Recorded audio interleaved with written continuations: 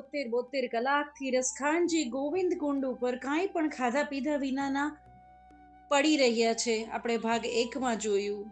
હવે નટખટની લીલા શું થાય છે ભાગ 2માં જોઈએ. શ્રી ગોવર્ધન નાથ કી જય. પ્રભુથી સહન નથી થતું કે રસખાનજી 72 કલાકથી ગોવિંદ ઘાટ પર પડેલા છે. તો નટખટની લીલા ચાલુ થાય છે. મસ્તક પર મોર મુગુટ, કર્ણમાં કુંડળ, કંઠમાં માળા, કટી પર પીત વસ્ત્ર ધારણ કરેલા શ્રીજી બાવા હસ્તમાં મુરલી લઈ અને નીચે ઉતરે છે.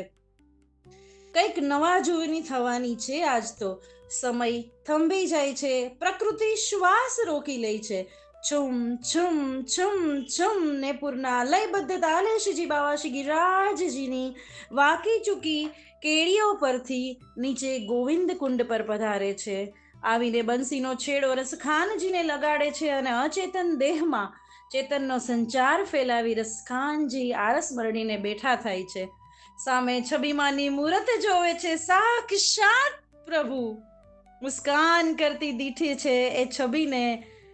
અરે, કાગળ પરનું રૂપાળું ચિત્ર સચેતન બનીને સામે આવી ગયું. અરે, આ તો છબીમાના મહેબૂબ, મારા મહેબૂબ, મારા મહેબૂબ મળી ગયા, મારા મહેબૂબ મળી ગયા.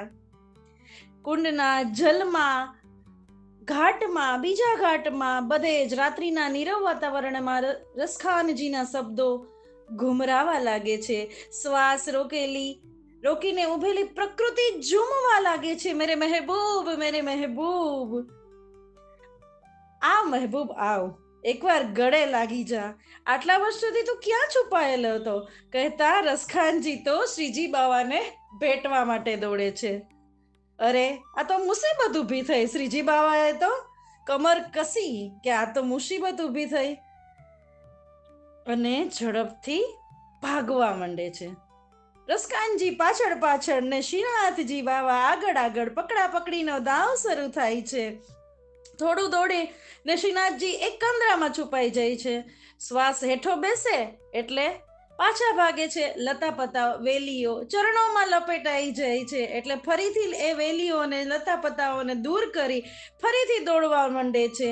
ફરીથી નેપુર રણકી ઉઠે છે અને રસખાનજી નેપુરના અવાજની દિશામાં, સુગંધની દિશામાં જાડી ઝાખરા ખૂંદા ખૂંદા પાછળ, પ્રભુ આગળ આગળ, રસખાનજી પાછળ પાછળ. વિચાર તો કરો સખીજનો, બે રસિકતમ પાત્રો ભેગા મળે ત્યારે સતામણીનો ખેલ પણ કેવો રસિક બની ગયો હશે. અને એમાંથી ઉપરથી શ્રીનાથજીના નેપુરનો મધુર ધ્વનિશ્વર, શ્રીઅંગોની મીઠી માદક સુગંધ નાક દ્વારા ઝીલી ઝીલીને રસખાનજી મહેબૂબ, મેરે મહેબૂબ કરતા જાય અને પીછો પીછો દોડતા જાય. શ્રીનાથજી રસિક ભક્તને પૂરેપૂરા રસ્તર બોળ કરતા હતા. અંતે ભક્તની વિરહ સીમાને પરાકાષ્ઠાએ પહોંચાડી શ્રી ઠાકોરજી અંતર ધ્યાન થઈ જાય છે. નેપુરની ઘૂઘરીઓનો મીઠો રણકાર અને શ્રી અંગની મદહોશ કરનારી મીઠી માદક સુગંધ એકાએક ગાયબ થઈ જાય છે અને રસખાનજી હતોત્સાહ બની જાય છે અને ધીમા સ્વરે ગણગણે છે. કાહ કરું રતિયા કી કથા, બતિયા કહી આવત હૈ ન કછુરી, આઈ ગોપાલ લિયો ભરી અંક, કિયો મને ભાયો પિયો રસ પૂરી. એવી સુંદર લાઈન ગણગણતા રસખાનજી શ્રમિત થઈને ત્યાં જ ઢળી પડે છે. ચોથા દિવસની સવાર ઉગે છે. શ્રી ગુસાઈજી શ્રીનાથજીને જગાવવા માટે મંદિરમાં પધારે છે. જુએ છે તો શું છે શ્રીનાથજીનો હાવભાવ. શ્રીનાથજી અંતિમ શ્રમિત, એકદમ અતિથી અતિ શ્રમિત લાગી રહ્યા છે સખીજનો, અને નેત્રો અર્ધ મૂંદેલા છે. શ્રીઅંગ સુસ્ત છે. વસ્ત્રમાં જાડી ઝાખરા ડાળખા ભરાઈ ગયા છે અને ચરણોમાં વેલીઓના ટુકડા વીંટાયેલા છે. સામેથી જ શ્રીજી બાવા પોતાનું કહી દે છે એ પહેલા કે ગુસાઈજી કઈ પૂછે. કાકાજી, आज हमें पूछना नहीं कि हमारी आंखें 7वीं बार लाल क्यों दिखाई दे रही है. श्रीनाथजीए मंद छता मस्ती भरा स्वरे कीधुं. श्री गोसाईजी एक ज श्वासमां घणुं बधुं पूछी नाखे छे. बाबा, आ शुं प्रकार छे? आ रासनो तो प्रकार नथी, ચોપાટ નથી, શતરંજ નથી, કેમ કે એમાં આવું ના થાય. સાથે કોઈ સખા હોય તો પણ આવું ન થાય. ક્યાં વનમાં કોને માટે પરિશ્રમ કર્યો આટલો બધો, આટલા વર્ષો પશ્ચાત હજી કોણ બાકી રહી ગયું છે આપની કૃપા મેળવ્યા વગર? પ્રભુ બધી માંડી મારીને વાત કરે છે અને કહે છે કે જ્યાં સુધી આપ એને શરણે ન લ્યો ત્યાં સુધી હું એને કઈ રીતે છૂઈ શકું, એટલા માટે આ દોડા ભાગી થઈ ગઈ. રસખાનજીને નામ નિવેદન કરી પનાહમાં લો, વિરહતાપમાં એની જાન ન નીકળી જાય.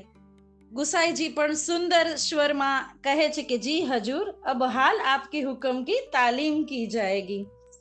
કુંડના ઘાટ પર બેસુદ અવસ્થામાં પડેલા રસખાનજી ઉપર શ્રી ગુસાઈજી અંજલિ ભરીને મંત્રિત જલ છાટે છે. ઉઠો રસખાન, પ્રભાત થયું, જુઓ, આંખ ખોલો. રસખાનજી થોડા સળવળે છે, પરંતુ આંખ નથી ખોલતા. અરે તમે આંખ કેમ નથી ખોલતા? ગુસાઈજી પૂછે છે. એ અહીં જ કઈ છુપાઈ ગયો છે, અવાજ થશે તો ભાગી જશે, એમ કહેતા રસખાનજી પાછી એક લીટી ગણગણે છે. મોહન છબી રસ ખાની લખી, અબદગ અપને નાહી. તો ગુસાઈજી કહે છે અહીં તો કોઈ જ નથી. ભક્તરાજ, તમે કોની વાત કરો છો? કોઈ આવ્યું નથી કે કોઈ ગયું નથી? रसखान जी जवाब आपे छे, अगर यहाँ कोई आया नहीं है, यहाँ से कोई गया नहीं है, तो यह किसका साया है जो साये से लिपट गया है? किसकी मीठी मुस्कान है मेरी सांसों में जो खिल रही है, वो खुशबू किसकी है? नीचेली आंखों ज रसखान जी उभरो ठालवे छे. रसखान जी, महबूब के दीदार के लिए तो आंखें खोलिए, आपकी सारी परेशानियां चंद लम्हों में गायब हो जाएगी. कायनात भर के लिए आपको सुकून मिल जाएगा. यहाँ ब्रज में तो पेड़ पौधे पत्ते पत्ते पर आपको दीदारे यार होगा. जर्रे जर्रे पर यार के नक्शे कदम पाओगे. आंख तो खोलो. અને ઉચ્છકલિત રસને શાંત પાડવા માટે ફરીથી જલની અંજલિ શ્રી ગુસાઈજી રસખાનજી પર છાટે છે. બીજી વાર જલનો સ્પર્શ થતા જ આંખો ખોલે છે અને સામે જ ગુસાઈજીને ઉભેલા જોઈને સુભાન અલ્લાહ, વહી કાતિલાના અંદાજ, वही अल्हड़ मुस्कान, वही खुशबू, वही अदा, वही मेरा महबूब, सता सता कर मेरी जान छीन ली और अब लौटाने आया है दिलदार. वाहरे किस्मत. ગુસાઈજી માં એને શ્રીજી બાવાના જ દર્શન થાય છે. રસખાનજી, તમારા મહેબૂબે જ અમને અહીંયા મોકલ્યા છે એમ કહી અને કુંડમાં નાવાની આજ્ઞા કરે છે. આજ્ઞા પ્રમાણે થાય છે, શરણે લેવાય છે અને હાથ પકડીને શ્રીનાથજીની સન્મુખ શ્રી ગુસાઈજી શ્રી રસખાનજીને ઠાડા કરી દે છે. શ્રીનાથજીના દર્શન કરતા જ રસખાનજીના સર્વ મનોરથ પૂર્ણ થઈ ગયા. આંખોમાંથી અશ્રુ ધારા વહી ચલી. એ જ જગ્યાથી જ્યાં ધક્કા ખાયા હતા અને તાપ થયો હતો, એ જ જગ્યાએ ફરીથી શ્રીજી બાવાની એને દીદાર પ્રાપ્ત થયા અને ગુસાઈજી શ્રીનાથજીની આરતી ઉતારી ત્યારે રસખાનજીએ તરત જ ગાયું, મોતી ને માલ બની નટકે લટકી લટવા લટ ઘુંઘરવારી. અને આવી રીતે ઇતિહાસમાં શ્રી મહાપ્રભુજી દ્વારા સૌ પ્રથમ વૈષ્ણવ બનવાનો લાવો જેવી રીતે દમલાજીને મળ્યો હતો ને સખીજનો, એવી રીતે શ્રી ગુસાઈજી દ્વારા અંતિમ વૈષ્ણવ બનવાનો લાવો રસખાનજીએ લીધો. આવો સુંદર પ્રસંગ શ્રી રસખાનજીનો, રસ ભરેલો પ્રસંગ શ્રી રસખાનજીનો. શ્રી ગોવર્ધન નાથ કી જય.